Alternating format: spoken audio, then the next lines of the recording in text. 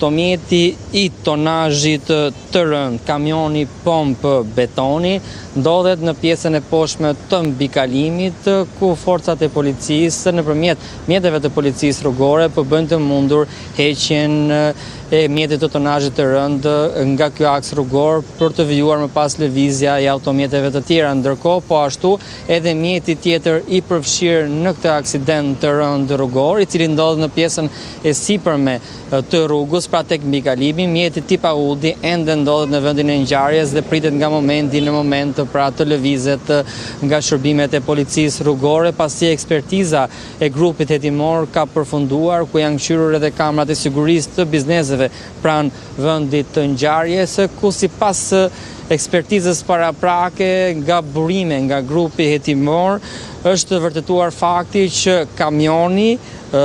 pompë betoni po lëvizte nga unaza lindore, nga Farka në drejtim pra të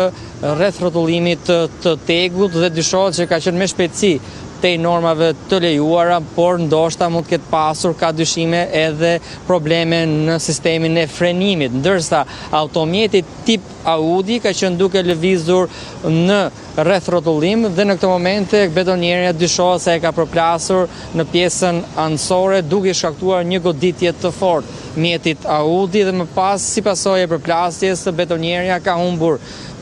kontrollin, është përplasur me barrierat metalike të mbikalimit dhe ka përfunduar në pjesën e poshtme të mbikalimit, duke rënë në rrugën, në aksin rrugor të autostradës Tiranë-Elbasan. Siç duket edhe nga pamjet e drejt për drejta, në vendin e ngjarjes ndodhen edhe barrierat metalike të mbikalimit në pjesën e sipërme, të cilët janë çarë dhe janë marrë tepërtej nga mjeti i tonazhit të rënd i përfshirë në aksident, pra kamioni pompë betoni. Sipas informacioneve zyrtare nga policia, pra kemi 2 mjete të përfshira në aksident dhe kemi një viktim, një të plagosur rënd dhe një person tjetër të plagosur jashtë rrezikut për jetën. Jashtë rrezikut për jetën ndodhet drejtuesi i mjetit tip Audi, 28 vjeçar, i cili fatmirësisht është jashtë rrezikut për jetën, ndërsa 2 persona të cilët kanë qenë në mjetin e tonazhit të rënd, pra në kamionin pompë betoni, njëri prej tyre ka humbur jetën, ndërsa një tjetër ndodhet në gjendje të rënd shëndetësore. Policia ende nuk e ka konfirmuar pra nëse personi që ka humbur jetën është drejtuesi i këtij mjeti të tonazhit të rënd apo ka qenë pasagjer në automjet, pasi ende nuk janë identifikuar. Ka nisur kontaktet e policisë së shtetit me kompaninë pra të mjetit të tonazhit të rënd që përfshin në aksident, për të bërë dhe identifikimin e personit që ka humbur jetën dhe personit tjetër i cili ka mbetur i plagosur rënd. Pra pandi kjo është e gjithë pasyra dhe dinamika e kësaj ngjarje të rënd, ku dyshohet se mjeti i tonazhit të rënd ka qenë duke ardhur me shpejtësi nga unaza lindore në drejtim të rrethrrotullimit të tegut, ndërsa mjeti tip Audi nuk ka qenë me shpejtësi, edhe pse fillimisht u tha që të dyja mjetet kanë qenë me shpejtësi. Mjeti tip Audi ka qenë duke lëvizur në rrethrrotullim, por është përplasur, goditur fort nga mjeti i tonazhit të rënd dhe ka psuar dëme të shumta materiale, dhe mrekullisht ka shpëtuar dhe drejtuesi i mjetit Audi, ku duke parë dëmet materiale që janë shkaktuar në këtë automjet, drejtuesi i këtij mjeti ka shpëtuar mrekullisht dhe ndodhet jashtë rrezikut për jetën. Po ashtu edhe mjetet që kanë qenë duke lëvizur në pjesën e poshtme të mbikalimit, pra në autostradën Tiranë-Elbasan, fatmirësisht nuk janë përplasur me mjetin e tonazhit të rënd në momentin që ky i fundit pra ka rënë nga mbikalimi në pjesën e poshtme, duke marrë përpara edhe barrierën metalike, e cila siç duket edhe nga pamjet e drejt për drejta ndodhen në pjesën e rrugës. Vijojnë prej rreth 1 ore puna e shërbimeve të policisë rrugore, ku mjetet e tyre po bëjnë të mundur pra lëvizjen e kamionit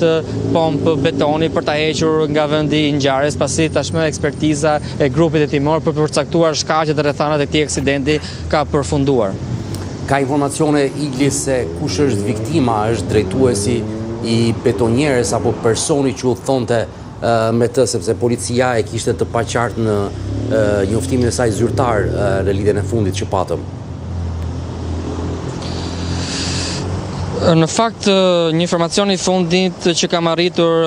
të marr është fakti që personi i plagosur dhe viktima që ndodheshin në mjetin pra të tonazhit të rënd pompë betoni, dyshohet se janë shtetas të huaj egjiptian. Por ende nuk është konfirmuar zyrtarisht nga policia e shtetit. Ky informacion sapo më ka ardhur, ku dyshohet se kanë qenë 2 shtetas të huaj, të cilët kanë qenë brenda këtij mjeti të tonazhit të rënd, ku sipas informacioneve paraprake dyshohet se drejtuesi i këtij mjeti ka qenë me shpejtësi tej normave të lejuara. Pra, drejtuesi i mjetit të tonazhit të rënd ka qenë me shpejtësi të lartë, duke ardhur nga unaza lindore nga Farka dhe ka përplasur mjetin tip Audi që drejtohej nga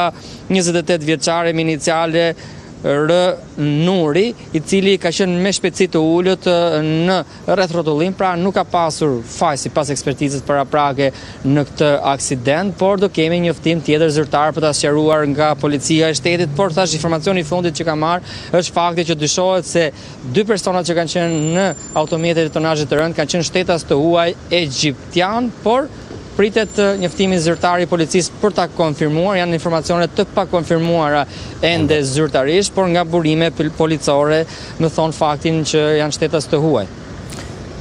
Një pikpyetje edhe në lidhje me identitetin e tyre dhe me identifikimin ende të vonuar deri në këto çaste që flasim.